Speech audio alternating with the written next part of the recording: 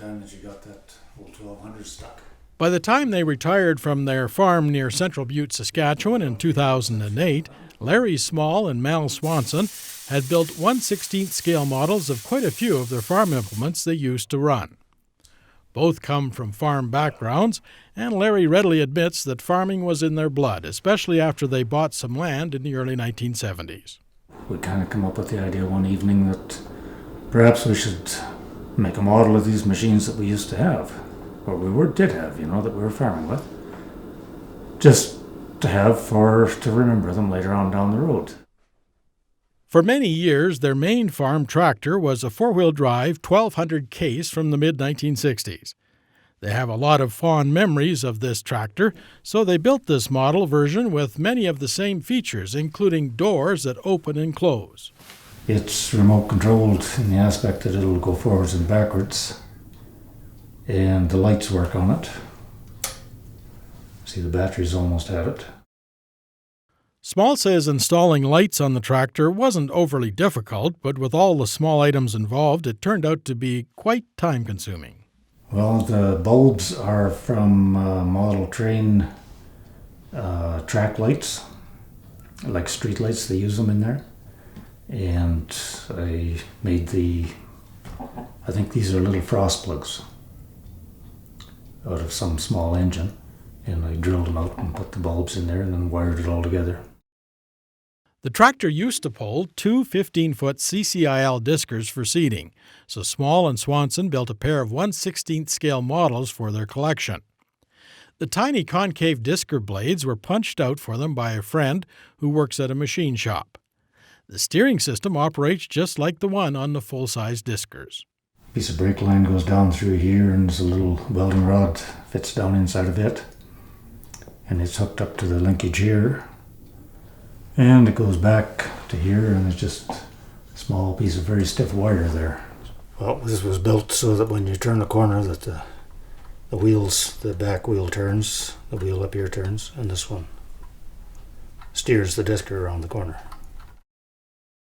This combine is modeled after the 960 co-op pull-type combine they used to run on the farm. The unloading auger can move back and forth from transport position to field position.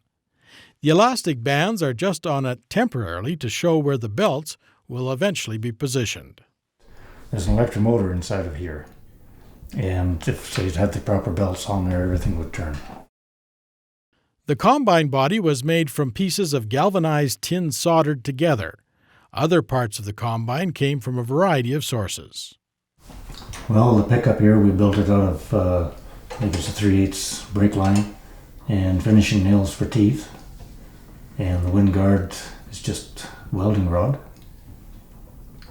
And the auger was made out of 1/2-inch copper pipe, and the flighting I just made it out of a piece of tin. And some of the gears down there, they were made out of old clock parts. And the universal joints up here, I just built them out of scrap pieces of tin. These rods were made out of, like the guards for the handrails and stuff, they were made out of welding rod.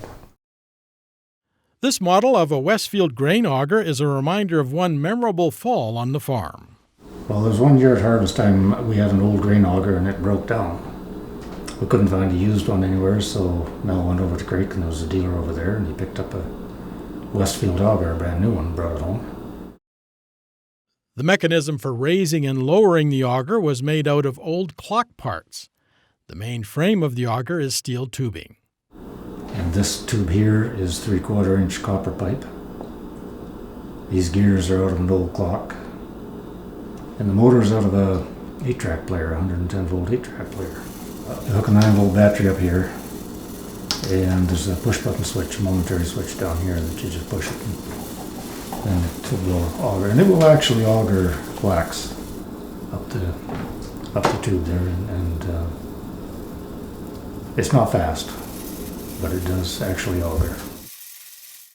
Small and Swanson used a 1975 Kenworth to do most of their grain hauling on the farm, so they decided to build this model of it as a reminder.